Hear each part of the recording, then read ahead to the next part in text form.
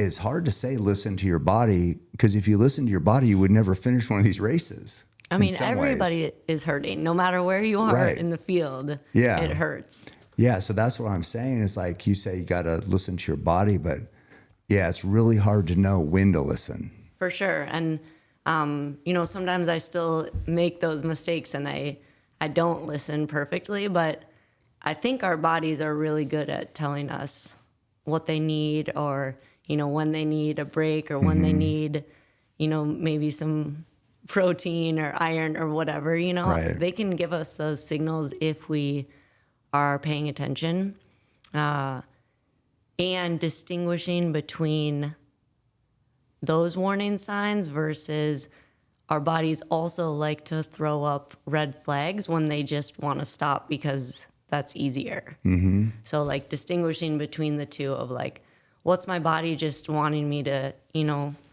go sit on the couch because that sounds much more comfortable, versus the flag that's like, hey, you overdid it a little bit, like pump the brakes. Yeah, don't you think that that's a weird, like your body, like it's hard to think about that exactly. Like your body saying this because it wants a break. Because Like, it's easier. I know, but like who's your body talking to? Your brain? Yeah, I think so. Yeah. And so your brain, because it's just like this dance of like comfort, pain. It's so hard. And then also, of course, you have to be in shape. Everybody's got to be in shape. So we're just assuming everybody's in shape. But then there's always that comfort and pain line. And you talk about it a lot with the pain cave. You kind of made that famous, is you want to get in the pain cave and you want to explore and you want to dig deeper in there and learn new places. So that seems a little bit counterintuitive to listening to your body, but that's the challenge. That's the juggling act of like, when is this serious, or when should I give this credence, and when should I just keep pushing? And I guess at Western, was it pretty clear that one time you had to drop, that it was okay, this is more than just pain cave stuff? Yeah. Yeah. And I, before that incident, I wondered myself, like, will I know when it's a real flag? Will I know to, preserve myself and stop when the warning sign is actually serious? And I wondered if I could do it, because I love, pushing. I love that feeling of like digging really deep and getting to a finish line. And so I wasn't sure that I would have the capacity or maturity or whatever the word is to like actually listen. And when that happened during the race and those flags were going up and I ended up dropping, it actually felt like a big step of trusting myself afterwards, where I was like, okay, you do have the capacity to listen if the flags are important. So I felt like I was learning even better how to read the signals I was getting. Was it a relief in some ways? Yeah, kind of. That you could look, yeah. Because I'm not trying to run myself into a wall and never be able to run again. I want to run my whole life. Yeah, I know.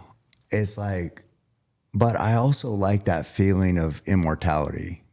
I like not worrying about, you know what I mean? It's like so hard though. It's so hard to make good decisions because you're not immortal, but if you have that attitude of nothing can hurt me, it's like gives you that edge a little bit. So it's just, I know exactly what you're saying. I've always said about you, and I don't know if this is good or bad, but this is boy. Yeah, I know.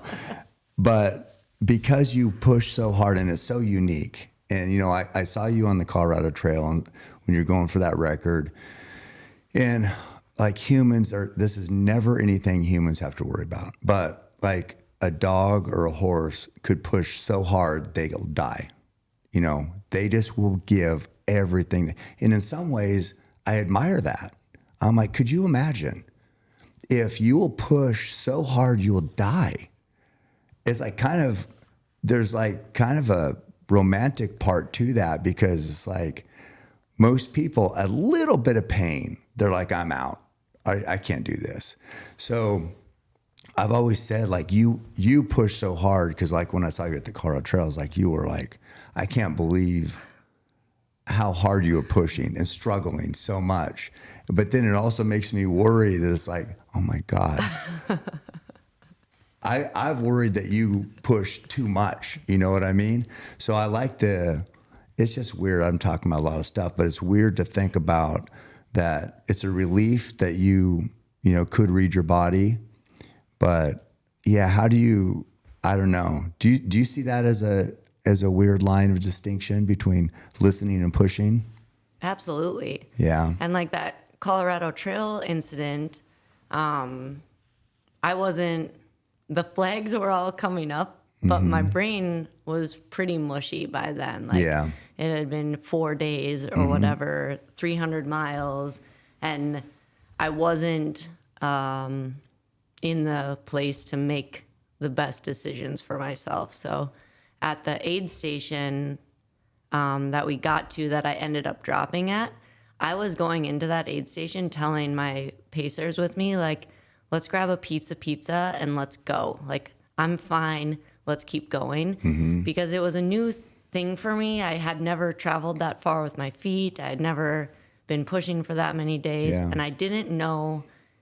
I was like, maybe this is just what it feels like, you know? Like, I felt terrible. Yeah. How would you know though? Yeah. And so I was like, or maybe this is just a huge low I'm in, and my body's going to adjust to what we're doing. It's going to jump on board, and it'll be feeling better soon. Because it has every other time. Yeah. Well, and that happens. Yeah.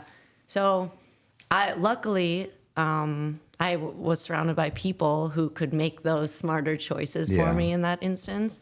And sometimes that is it. Like, they can see the signals better. Right. More objective. Yeah. They're looking at, this isn't just I mean, that was a good decision to pull you out for sure. After it was 309 miles, I believe, right? Just an incredible effort, and just a high country. So beautiful though. It was amazing. So cool. That trail is so cool. But yeah, it's just, obviously that was a great decision there. But yeah, I admire how hard you can push. It's like, it's so rare. And then you couple that with your physical ability, and man, that's why you're who you are.